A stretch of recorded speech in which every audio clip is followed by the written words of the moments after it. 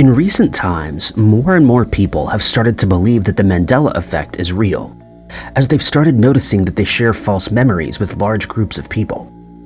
Some are adamant that their favorite song lyrics have been changed, lines in movies have been altered, or that history books no longer contain the same information that they did a few years ago. Number 10. Full House, an American sitcom that was popular in the late 80s and early 90s, quickly became a favorite in most households after it first aired. But not many people know that the plot has a rather sad beginning. The character Danny Tanner, played by Bob Saget, asks his brother-in-law Jesse and his best friend Joey to come live with him in San Francisco, so that they can help raise his 3 daughters. And as can be predicted, hilarity ensues. But many people were left wondering what happened to Danny's wife, Pam, since she never made an appearance in the show, and they're usually shocked when they learn that she passed away in a drunk driving accident, leaving Danny to care for their children. After Joey and Jesse move in, the plot follows the expected storylines of most sitcoms, with certain characters getting into trouble and others helping them with their situation.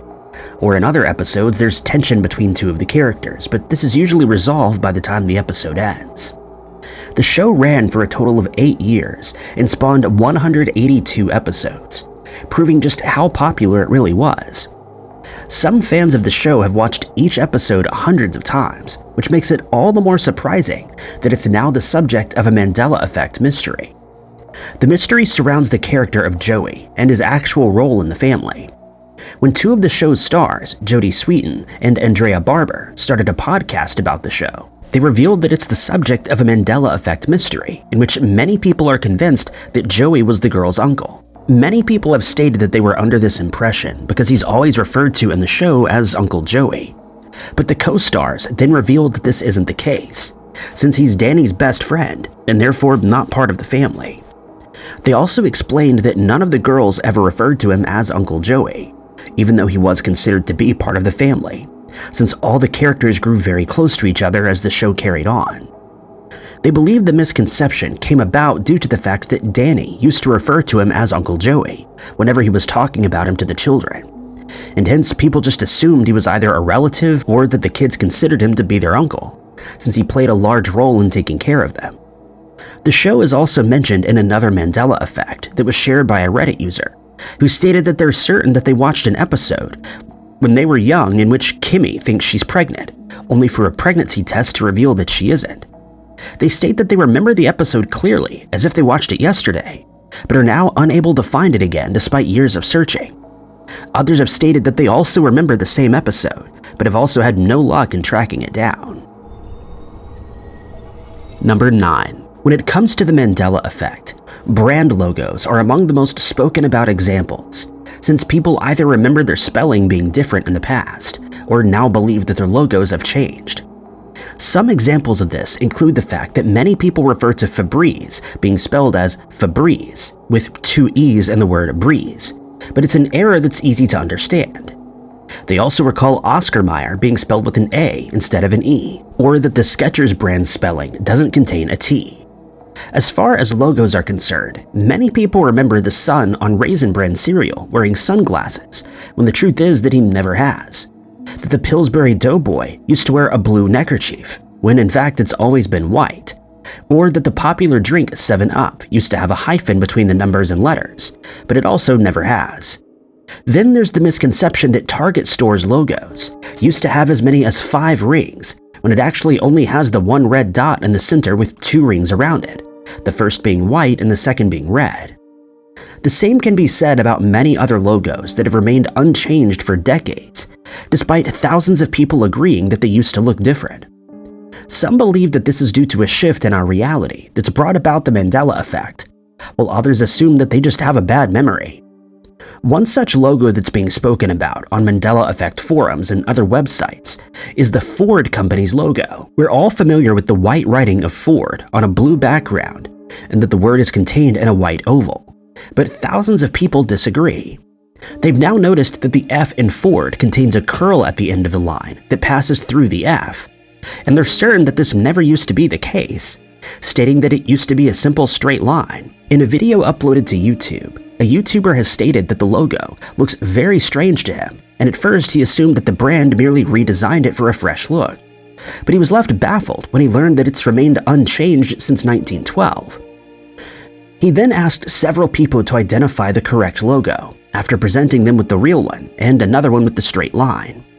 Most people chose the wrong example, and were just as confused to learn that they share the same false memory. One man suggested that Ford aftermarket parts sometimes contain the altered logo, and that this has caused people to remember the logo differently, but this is mere speculation as it's never been proven. To make matters worse, the YouTuber stated that his uncle used to work for a Ford dealership, and he often brought Ford badges with him when he visited, and yet the uploader has no memory of the curly line that's present today. In one part of the video, he interviews a man who's been working as a mechanic for many years, but he's also unable to pick out the correct logo. The uploader then provided several examples of the logo without the curl as evidence that it had been changed. Some of these can be seen on the side of engines, above entrances of Ford dealerships, and even on the backs of some of their vehicles. He then showed a few video clips, one of which is from the British show Top Gear, that shows a car with a plain logo on the back, but to be fair, the video's quality is a bit too blurry to be definitive. He then shows a clip from a show called Jay Leno's Garage, in which Leno can be seen inspecting the engine of a 1967 Ford Fairlane, and as the camera zooms in on the engine, we can see the plain logo displayed rather than the one containing the curly line. This time, the video quality is much higher, and he takes this as definitive proof that the Mandela effect is responsible for this change, and this has a lot of people confused and doubting their own memories. Number 8. On the 8th of June, 1984, the world was introduced for the first time to the strange creatures known as gremlins. While these creatures may look cute and cuddly at first, they become vicious monsters if they're ever exposed to water, or if they're fed after midnight. They also didn't take kindly to being exposed to bright light, especially sunlight, since it had an adverse effect on them. These were the 3 main rules that anyone who owned a gremlin had to follow, but if these rules were kept, it wouldn't have been much of a movie. Therefore, it only takes a short while for someone to break the rules, and soon the gremlins are on a rampage that resulted in one of the most famous horror movies to be released during the 1980s. It's said that the term gremlin originated during the Second World War, when pilots used to refer to the problems with their planes' engines as gremlins. This inspired the author Roald Dahl, who served in the Royal Air Force, to write a book called The Gremlins, and soon the phrase was being used by people everywhere. Not many people know that the script's writer, Chris Columbus, was inspired to write the story while he was living in a loft that was infested with mice. He would often wake up in the night to the sound of mice running around, and he thought that this would be a good premise for a horror movie. He wanted to prove to the world that he was a good writer after a movie named Reckless, which was based on one of his scripts, bombed at the box office. But when director Steven Spielberg read the script for Gremlins, he decided to buy it, and even served as the movie's producer. But Columbus could never have foreseen that decades after the movie's release, it would be discussed as being part of the Mandela effect phenomenon. The mystery involves one of the creatures whose name is misremembered by many people who have seen the movie many times. The mystery was revealed when a Reddit user posted to the site, saying that he had an argument with a friend about one of the gremlins' names. The creature in question had white hair and is referred to as Mohawk. The poster stated that he remembers the creature being called Spike, but his best friend insisted that he was actually called Stripe.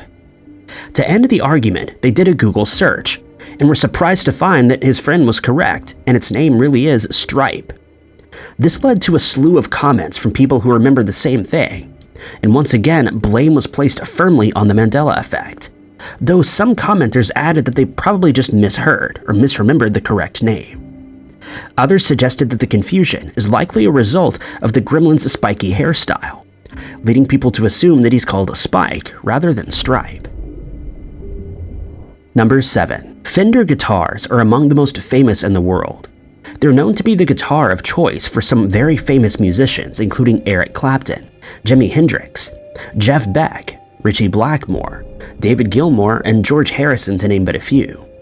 Buddy Holly used to play a Fender Stratocaster, as did Rory Gallagher, who was a self-taught prodigy. Fender guitars have a distinctive sound that's favored by players in the blues and rock genre, and they've been hailed as high-quality guitars for many decades.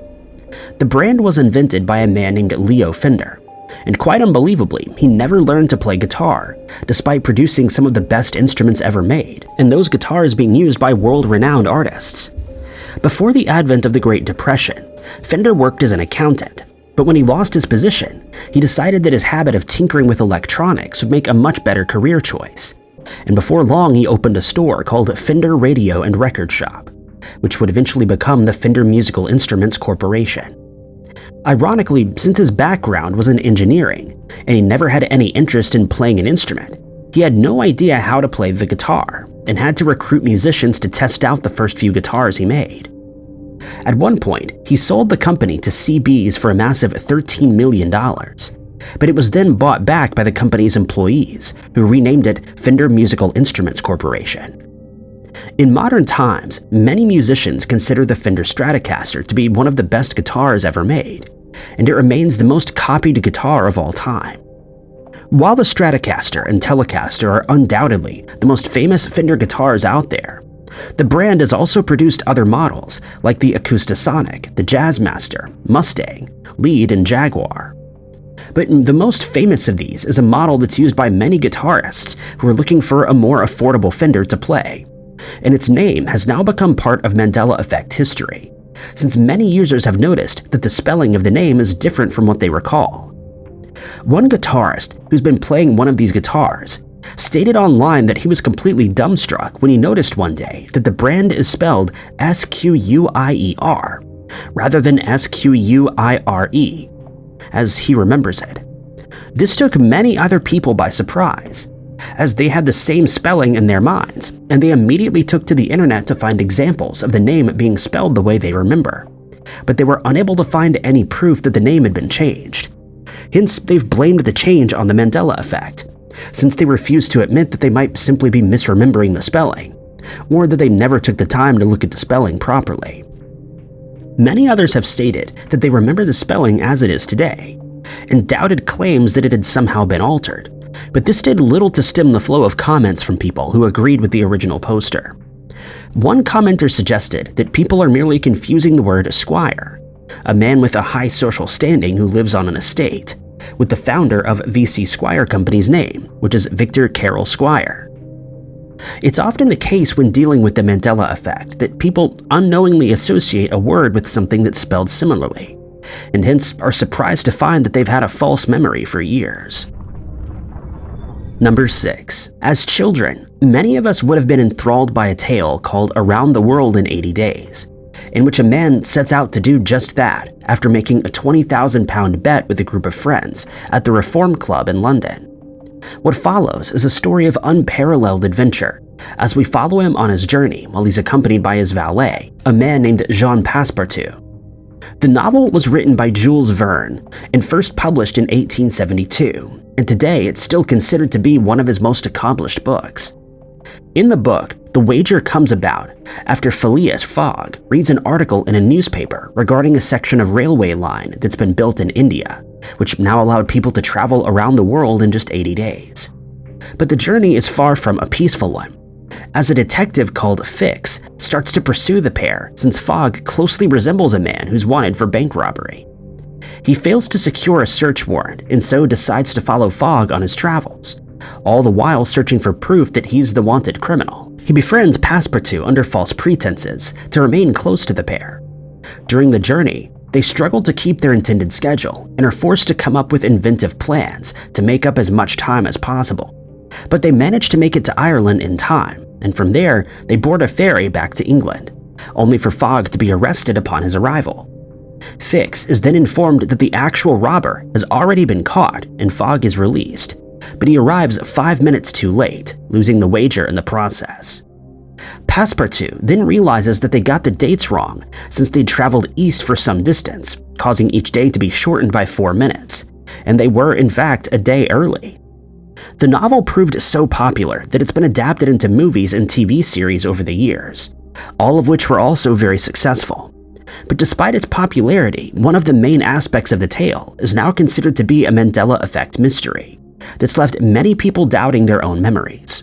Most people remember the protagonist's name as being Phineas, when it's actually Phileas. But this is not the first time that this discrepancy has reared its head. In an article published in the Brooklyn Daily Eagle newspaper in September of 1947, a journalist states that he received a letter from a reader correcting his spelling of Fogg's name in an earlier article. He did some research and realized his mistake, after which he informed his editor, but he could not have been prepared for what happened next. He was told by a colleague who'd spoken to 6 other people, all of whom had read the book several times, and they all remembered Fogg's name as being Phineas. The journalist then consulted with an English scholar who also made the same mistake and who was convinced that there'd been some strange error. But despite searching for evidence to the contrary, they were unable to find any reference to the hero being called Phineas. 77 years later, the same false memory is still plaguing people who have read the book.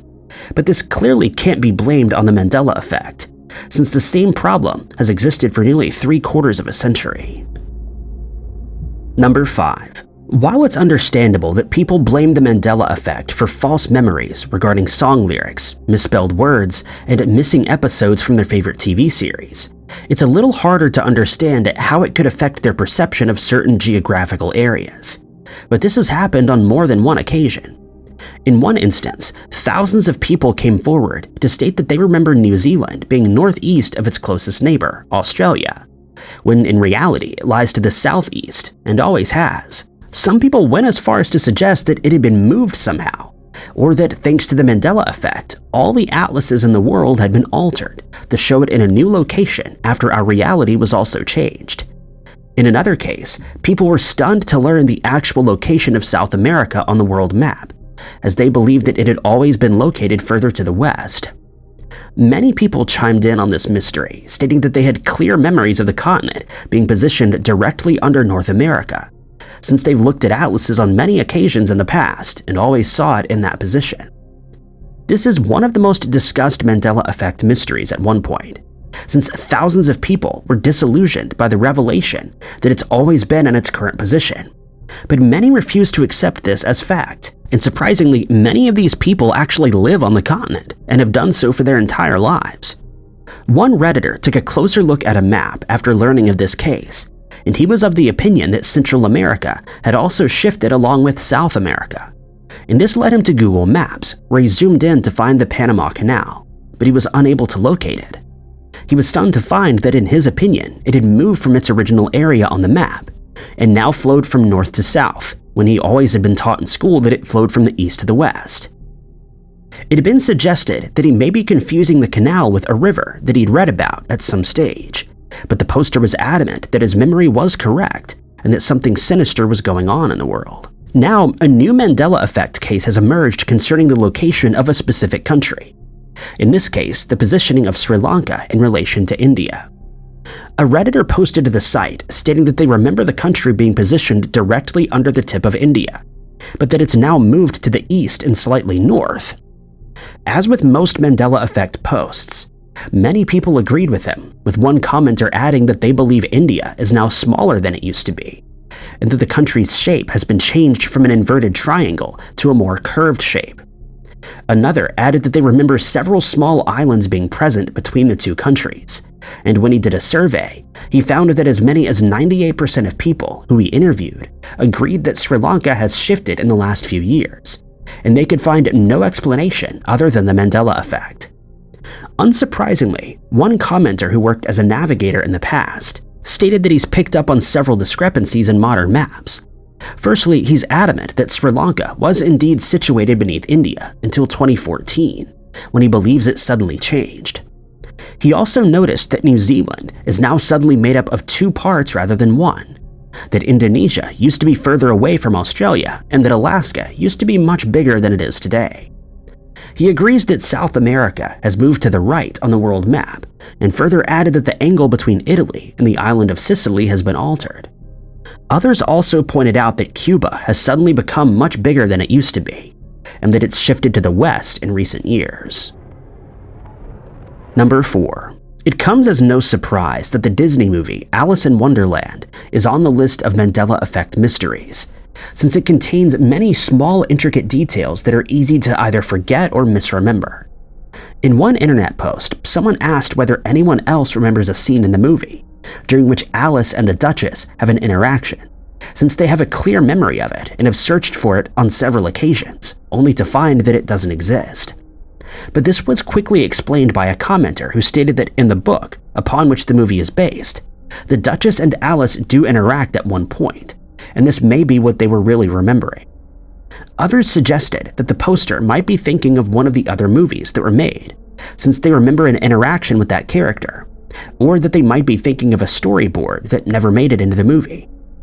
Another of these mysteries involves one of the story's most beloved characters, the Cheshire Cat.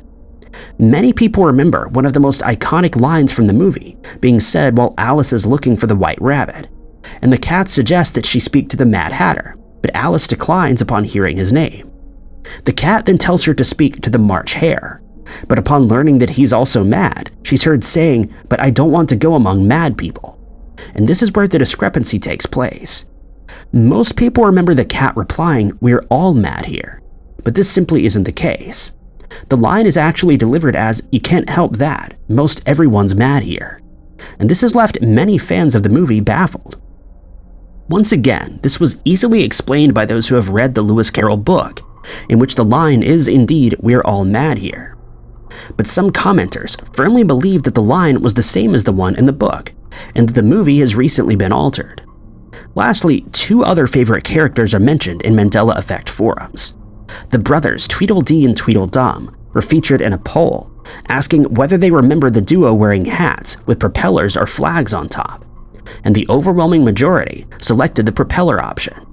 The fact is that they had a small green flag on their hat, though it was also pointed out that they've been featured in many drawings with propellers instead. Many cartoons have featured characters with propeller hats throughout the years, and this has likely contributed to the collective false memory, though many people refuse to accept this as an explanation. Chances are that many more of these mysteries will emerge in the years to come, since Alice in Wonderland is such a busy and detailed movie, with an array of characters and many strange lines that could easily be misremembered. Number 3. King Tut is surely one of the most famous pharaohs that ever lived. He reigned in Egypt from 1332 to 1323 BC, and first became known to the modern world when his tomb was discovered in 1922 by the British archaeologist Howard Carter. The discovery of his tomb was unprecedented, since it was the very first ever to be found virtually untouched by grave robbers. Along with the tomb, Carter also found several religious objects that had never been seen before, as well as works of art and inscriptions that had been made on the tomb. When news of the discovery started making its way across the world, people started believing that the inscriptions warned of a curse that would befall anyone who disturbed the tomb, with one author, Marie Corelli, stating that the most dire punishment follows any rash intruder into a sealed tomb. These rumors gained even more traction when it was revealed that the 5th Earl of Carnarvon had passed away in Cairo after joining Carter's expedition, and that soon after that, lights in the city inexplicably stopped working. Worsening the situation was a statement by renowned author of the Sherlock Holmes books, Arthur Conan Doyle, who speculated that Carnarvon's passing was the result of a curse that had been placed on the tomb by Egyptian priests. As the years rolled by, several people who were involved in this project and others who had visited the site passed away, lending more credibility to the conspiracy theory. But the reality is that the curse never existed and that their passing had nothing to do at all with the tomb. But the rumor persisted, and eventually the list of supposed victims had begun to stack up. The image of King Tut's visage cast in gold with a crown on his head is one that's familiar to most people, but some people believe that it's now been changed and that it's part of the Mandela Effect phenomenon. The discrepancy lies in the pharaoh's crown. Many people have been left in disbelief after learning that the crown features two animals, a snake and a vulture, since they recall it only containing a snake, which points directly outward. In a comment thread on Reddit, one user stated that they've been studying Egyptology as an amateur for over 45 years, and that this was the first time they'd ever been made aware of the fact that the snake is accompanied by a vulture, despite looking at the iconic image thousands of times before. But they didn't regard this as a simple oversight, stating that they are 1000% certain that the snake used to be the only animal on the crown. They added that the addition of the vulture looks crude, almost as if it had been glued on by someone as an afterthought. Following this revelation, they immediately brought their old Egyptology books out, only to find that every single image included the vulture, and hence they believe the images and the past have been altered to include both animals, though why this would be done is a mystery. He sent images of the crown to his son, who also has a keen interest in Egyptian artifacts, and he was just as taken aback by the addition of the vulture. While this is likely just an unlikely oversight, many people believe that the Mandela effect is responsible, though there's no way of definitively proving that theory. Number 2. It's remarkable how many horror movies are included in examples of the Mandela effect, though this is likely because it's such a popular genre with thousands of movies, some of which were created with very low budgets having been produced. With that many movies available, it's understandable that people will misremember some of their details, especially when they're remade years later or when a movie similar to the original is released. Some movies that are often brought up in Mandela effect forums include Candyman, who's conjured when someone speaks his name 5 times, though many fans insist it was only 3 when the movie first came out. The title of the movie, Interview with the Vampire, is often misquoted as being Interview with a Vampire, though this is an easy mistake to make. Freddy Krueger, the antagonist in the A Nightmare on Elm Street movies, is known to wear a red and green sweater, though many people are insistent that it used to be red and black. When the Blair Witch Project was released in 1999, many moviegoers were fooled into thinking that the actors in the film were actually students who'd gone missing years earlier, and that the footage was real. When they learned that this wasn't the case, they speculated that this fact had been changed at some point over the years. Then there's The Shining, in which many people insist Jack Nicholson delivers the line, "Honey, I'm home," when he actually says, "Wendy, I'm home," and again the Mandela effect has been blamed. In recent times, though, a lesser-known horror movie has made it onto the Mandela effect discussion sites, as many horror fans have noticed that 2 of the movie's details may have been altered. First is the suggestion that the title used to be Room 1408, since the movie largely takes place in that room, but others have claimed to state that the title never contained the word room. The second discrepancy is said to involve the movie's ending. During one scene, the protagonist believes that he's finally escaped the room, only to find that it's an illusion. Some people remember the scene outside the room lasting much longer than it really does. When he realizes that he's still in the haunted room, he screams, "I was out," multiple times, and one fan remembers the scene being very intense, but upon rewatching it, they found out that he merely looks around the room with a confused expression, and eventually quietly says, "I was out." They found this strange, since the character doesn't seem all that bothered about still being trapped, and hence they believe that the ending has been changed. But there is a simple explanation for this mystery. The movie was released with 4 different endings depending on where it was released and who it was being distributed by. For example, Blockbuster is known to have distributed an exclusive version that contained one ending, while other distributors received copies with a different ending. Strangely, the poster on this forum entitled their post, "The movie Room 1408 is different to how I remember," revealing that they also aren't aware that they remember the title wrong, which must have come as quite a surprise. While many commenters agreed that the ending of this movie has been changed, many more are accepting of the fact that there are multiple endings, since this isn't unheard of, with one example being the movie The Butterfly Effect, which stars Ashton Kutcher, and also has 3 alternate endings that not everyone is aware of. Number 1. Between the late 1960s and the early to late 1970s, the band Carpenters enjoyed their most famous period, as they topped the Billboard 200 charts and wrote 3 #1 hit singles, making them one of the most famous vocal duos of their era. When they toured Japan in 1974, the reception was likened to those of the Beatles while they were at their most popular, and today their songs are still being played on radio stations and in homes around the world. The band was made up of Richard and Karen Carpenter, who were brother and sister. While they enjoyed a massive amount of success, their story isn't one without tragedy, as Karen developed anorexia in or around 1975. It's been suggested that this came about due to the stresses of constant touring, complicated relationships within their family, and anxiety brought about by a life of fame that started taking its toll on the singer. She passed away in February of 1983 as a result of the disorder, an event that shocked the music world and the band's fans alike. But her passing has, in part, been contributed to a Mandela effect mystery, though it has quickly been debunked. Many of the band's fans remember reading or hearing that Richard also passed away, but that this occurred several years later. They remember hearing that he struggled with cancer, and are then both relieved and confused when they learn that he's still very much alive today. Strangely, some people have no memory of Karen struggling with an eating disorder, and instead were under the impression that she had developed cancer, though this simply isn't the case.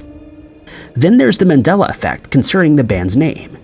Many people refuse to accept that they were merely called Carpenters, since they remember the name being The Carpenters, and they claim that they distinctly remember one of the album covers that they owned containing the word The. But it's been suggested that they might be confusing the name of the band with another group that consisted of family members, the Osmonds, who were at the pinnacle of their success in the early to mid-1970s. One Redditor has stated that they're a huge Carpenters fan, and that the lyrics to one of their most beloved songs, Rainy Days and Mondays, were firmly embedded in their mind, since they've been listening to it for decades. But they're now convinced that they've shifted into a different reality, or that our reality has been changed, since they recently learned that one lyric in particular is not what they remember. They're certain that the lyrics from the second chorus used to be wandering around some kind of foolish clown, but couldn't believe what they were hearing when they learned that the lyrics were actually walking around some kind of foolish clown.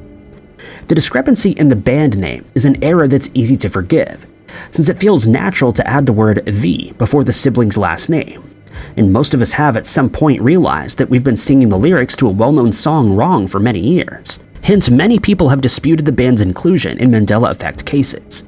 But since so many people are adamant that they've not made a mistake, or that they don't have faulty memories, these instances will likely be discussed for a long time to come. Thank you guys so much for watching. If you liked this video, be sure to hit that like button.